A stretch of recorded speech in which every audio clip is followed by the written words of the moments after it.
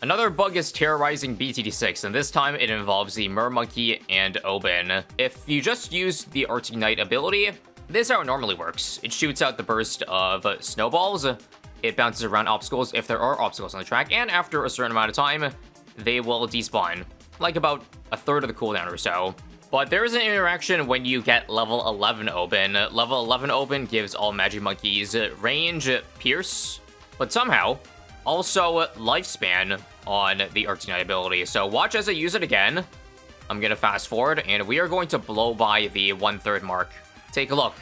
Halfway through, the balls are still bouncing around, and all the way up until it's up again, they're still there. Translation, somehow level 11 Oben gives Arctic Knight's ability full lifespan, infinite lifespan. The only way they can exit the map is if they reach their pierce limit, which, by the way, is really, really high, or if they somehow find a crack in the wall on the map here. At least in the case of Hedge, only at the tiny entrance and the tiny exit. Once again, I have to reiterate, this bug is only truly broken on maps with obstacles, at least for the tier 4, because as you see, the Arctic Knight's ability just goes off the track. So you can't really make use of the lifespan there, and in case you didn't know, popsidein actually just bounces off the wall no matter what. So therefore, this interaction with popsidein is OP on every single map. Just a heads up, right after I did this recording, this bug/exploit got patched. Nonetheless, stick around to see the ridiculousness of what we could pull off with this bug. And now back to Hedge, where the challenge is simple. We're gonna beat chimps mode with a very low amount of cash spent. Simply with maybe 2 Arctic Knights is what I'm thinking, so that we have multiple abilities to work with, like between their downtime, and we should have a pretty crazy amount of cash left over if I execute this properly. I'd love to start with a base mermonkey, but I'm pretty sure that the base tower isn't very good, but I guess with some strong targeting, we can beat round 6. But not round 7, right? So I'm probably going to need to find a cheaper start than this. Oh, no, we clutched it. Maybe this can go a little bit longer than I thought. Come on, nice. Back in first now. And how about for round 8 here? Nope, I don't think we're gonna be able to solo. Guess I will drop a 000 Dart Monkey. Yeah, if there's one weakness the Mermonkey has, it's definitely the early game, in that none of these upgrades really do very well in terms of soloing. You try to get Sea King, but it doesn't have enough pierce. You try to get this, but you don't have Sea King, so you just whiff all these. But hopefully with the 000 Dart, we could get Oben at the end of this round here. In fact, before the round ends. Plop him right down over here, and let's get the ball rolling. Now that I think about it, it's been a very long time since I last played on Hedge for any challenge. Now, in terms of the cross-pathing for Arctic Knight, apparently he actually wants Echo Sense protection. One, for innate camo, so I don't have to buy a camo village or decamo, but the funny thing is that this actually makes the balls seek from the ability slightly. It's not a very strong one, but it's enough to make it so that it's worth going for a bottom path over the top. Not that the tridents will do much damage anyway, as you know, since almost all of the damage come late game is going to be in those very long-lasting balls. I don't know where I heard this term from, but I heard somebody call this bug the blue ball strategy, and I kind of like that name for reasons. Anyway, let me see if I can get away with a very early discount, because I guess Oben handles pretty well so far. Add on the fact, too, that all the defense in the back plays into the Arctic Knight's advantage, because, well, the longer it takes to get in, the more abilities I can spew during a round, and once again, since they have infinite lifespan, then that ends up doing more overall damage, so nice. Also, we got a problem here. Let's drop an Alchemist and a second Mermonkey down, because these yellows are going to be scary enough enough pierce for them. Open back in first to snipe, drop Brambles, and alright, we're good. But from what I've seen, you can genuinely beat all of Chimps mode with just the falling towers I dropped down right now. Maybe I'll drop a couple extra if it ends up being a bit difficult, but outbuff the Mermonkeys, it actually does affect the ability. Also in the fact that it gives it lead popping, because that's a big issue. The icy balls, even though the main trident can hit lead with tier 4, the ability can't. But if you give it an AMD stack, then suddenly it works on DTs, and that's how we're going to handle late game. Now, if I could just save for an Arctic Riptide champion, then that would be nice. And indeed we got it. No point getting Echo Sense Network, even though I could get 2 stacks of them. The range won't matter. Okay, sadly, I'm not gonna have enough for Arctic Knight by round 40, so how do I beat Moabs? Well, let's first just get a second Riptide champion. And I want to try to stack Brambles, but that's a terrible spot for it. 44 versions of BT6, and we still don't have the ability to target Brambles manually. Much sad. Best we can do is just have nothing in range so that it just drops, I guess, randomly. And we'll get one off, and with the long length of the time, hey, we can actually get two of them. Nice. So each of them does 100, meaning we'll pop it on the second go. And the Riptides are slow as hell. Okay, Jungle Drums and Berserker Brew, that's all our money this round. I guess there's a bit of an anti-synergy because the Brambles can't hit Frozen, right? So they get exploded immediately upon any balloon getting hit. So I'm not sure what to do other than not use it at all.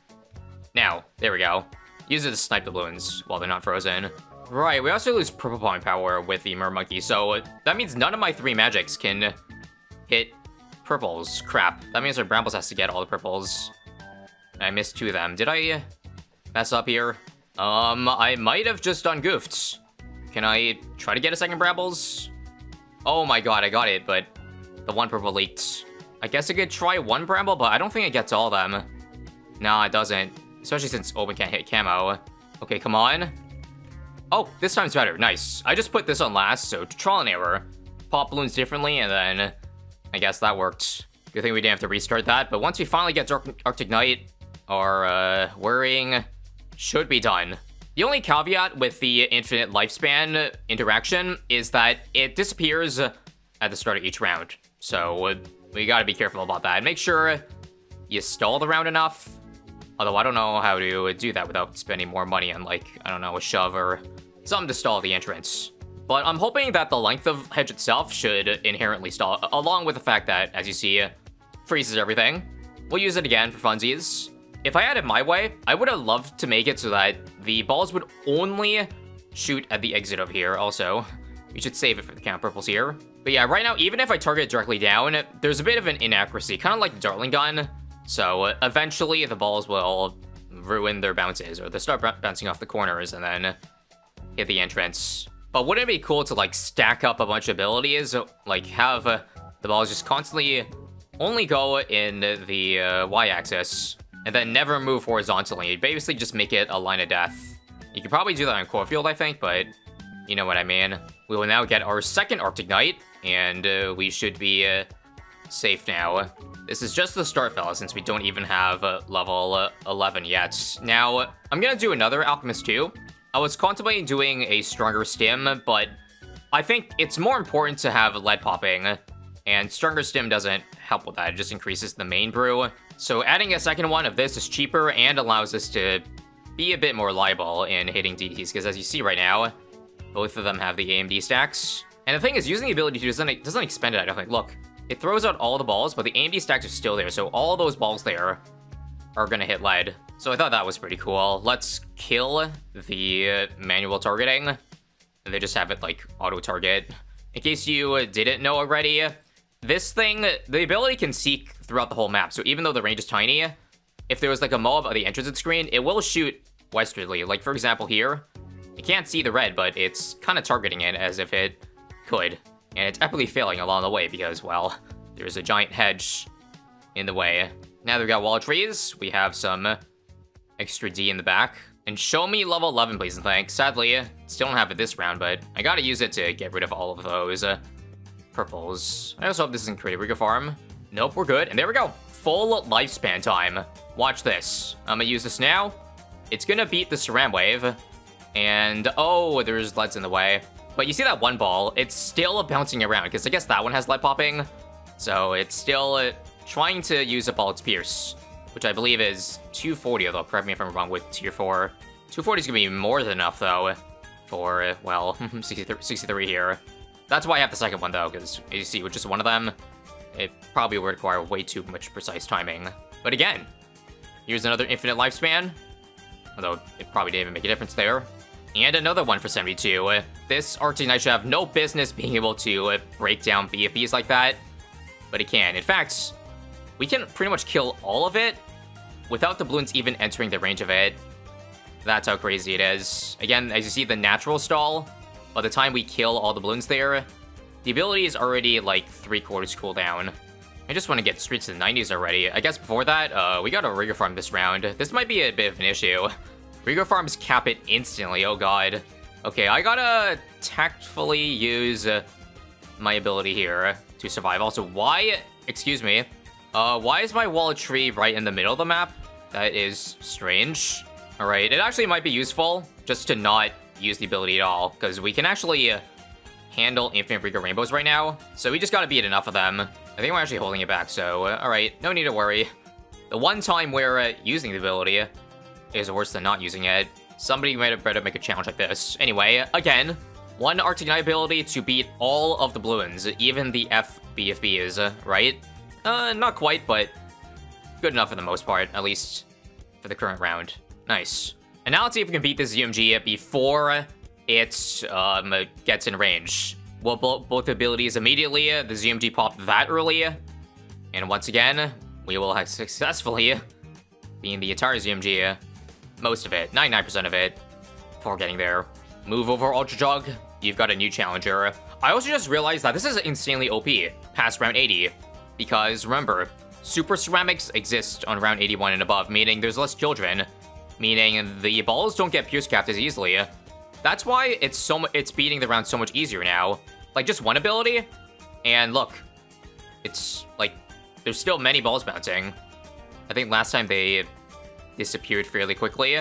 But the fact that it's Super Cerams now is huge, because normally one Ceram would make, what, 2 rainbows, 4 zebras, I gotta do some math here, 16 reds, right? But with Super Cerams, it just increases the Ceram HP, but only has 1 red as their child. No wonder you can set some bonkers records with this, my god. Well, I once again only used one ability to start this round, and it just beat it. 84? Can we do the same thing? Well, yes, we almost certainly can. There's still a couple here on the right side that aren't doing anything, but yeah. We can still hold on to number 2. Nice. Here's just a single one. It's also OP because, like, the ice balls can re-hit the same target, I believe. Otherwise, there's no reason, or there's no way this should be able to do that much ZMD damage. It's the fact that it can re-hit after it bounces a wall, kind of like how Ultra Jug works, right? Right, we're approaching a 6-digit cash mark, and if I did the math right, it should be like 140,000 at the end of this run. But we'll see for certain at the end. Holy moly. Alright, so DDT is, just watch. I got AMD stack for the most part, and we beat DTs easily. I'm hoping we can get to level 20 open by the end, by the way, because I believe level 20 open gives us a stronger wall of trees, which would help just in case Bloons get really close to the exit. If you want to see me do it again, I think there's no reason to hold on to, like, one of the abilities. Just use it at the start of the round, and we'll almost guaranteed to have it back up. Case in point right here, both abilities back up, and it just leaves, like, a couple Bloons left over. Again, 2, and finish off the round. You want to see me do it again? Don't mind if I do. The fact that there's still 2 balls left over doing damage. Oh, man. And, oh, this round's gonna be interesting. I gotta use one immediately. Actually, that's no biggie, because, again, it still has a lot of Pierce, but another one now. Ooh, this one, I saw it didn't have AMD for a second, but it should be okay for the most part. Refresh the wall trees, because I believe it did pop, like, a couple of Bloons there. But yeah, level 20 here, wall trees holds a lot more balloons. That'll be nice as an emergency. There's a custom chimps challenge that hardcore players do called least cash chimps, where you try to finish a map with the most money left over, and I'm pretty sure this strategy blows the old record out of the water. I don't know if I did the math right, but this is only $30,000 spent, just for your FYI. Obviously, it doesn't really count because it's illegitimate, but still. Should just show you how OP this strategy is. I guess if there's one thing we gotta worry about, it is BAD damage, because, man, it's taking a while to break those ZMGs down. I might have to manually target so that more of the balls get to the entrance earlier. We shouldn't be in any danger of losing, though, because obviously it excels at group stuff. So, again, this is the ultimate dense round, and my mermonkeys have started by doing pretty much no damage, because it's shooting straight left. So we're gonna be waiting quite a while here to actually get some damage in. And I'll probably have to use a second ability, but again, try to hold it, or hold off so I have 1 for 99. Don't know if I want to use both of them now, or just hold one of them. No, I'll hold one of them. No, I'll use both of them. What am I doing? I gotta believe in the, like, self-stall, right? And indeed, I should have believed in it, because look, it's 1/4 of the way through. I just hope I don't have to I don't know, blow a wall of trees here. Just, hopefully it tanks enough of them here. And, come on. Don't make me use it. Nice. Perfect, because now this round, I can make a nice fresh one, and we do it again. Maybe just one this round? Oh no, this didn't hit DDT, is 2. Please don't die here, please don't die. I'm gonna restart this round, by the way, if the ability isn't up immediately, because I need it. Right now it's only halfway, and I don't like that. I'm gonna try to optimize this round so there's more cooldown left, so I have it immediately. Also, it's so weird. It does the same thing. Opens wall of trees start in the middle when you reach our last round. That might be a bit of a problem if I have to restart a round, but see here. Let's do top down for our popsideins, or Arctic Knights, rather. It is a bit better. Do I take it? I'm just gonna take it, sure. And let's hope I don't regret it. We'll drop Brambles down immediately. And look at that, we've blown by 140. This will be 146 or something like that. Holy. So ability immediately. I said I was gonna do ankles, wasn't I? Ah, but there's a cooldown, so whatever. Let's just use it immediately. And eventually, it'll add up. This ability's up next. Let's try to angle it, so I don't know, honestly. Let's just try up here. And blast off now. Keep spamming opens Brambles, by the way. That'll also add up. I'll target this one down here. And let's see, it's already halfway through. I think we got this. Again, they just keep on adding up. They'll never despawn. Our DPS will go higher and higher until the round ends, and I think we're gonna pop it. Indeed we are. Do I need anything? Nope. I'll use another Arctic Knight, and another one. And that's it. That was so easy. How much money did I spend this run, to be exact? 33.9k. Yep. Okay, this actually doesn't beat the old true record, which was done in broken Travolta version. That's 31.0. So I guess that might show more about how OP released Travolta was than anything else, but damn. The fact that we did just that is wild. And now, just as a bonus, I'm gonna buy popsidein. And now watch what happens when we have an infinite lifespan popsidein on the screen. That I believe the ability does do more damage, right? And it has more balls, and it has more pierce. I'm not sure, but it is certainly doing better than tier 4 right now, that's for sure. Definitely not, like, 6 times better, given the price, but yeah. It's not as broken, relatively speaking, because popsidein already lasted a pretty long time, originally. Like, about half the uptime. Oh, and also, I done goofed. I used my abilities off last round. Let's see if I can save it with, an Arctic Knight ability here. God, that's a lot of FMOABs. But it holds off, because the pierce is so good. I think you get the point, though. Once again, I'm not kidding when I say every update comes with, like, a crazy bug, but I'm pretty sure this update has brought more crazy interaction than previous ones.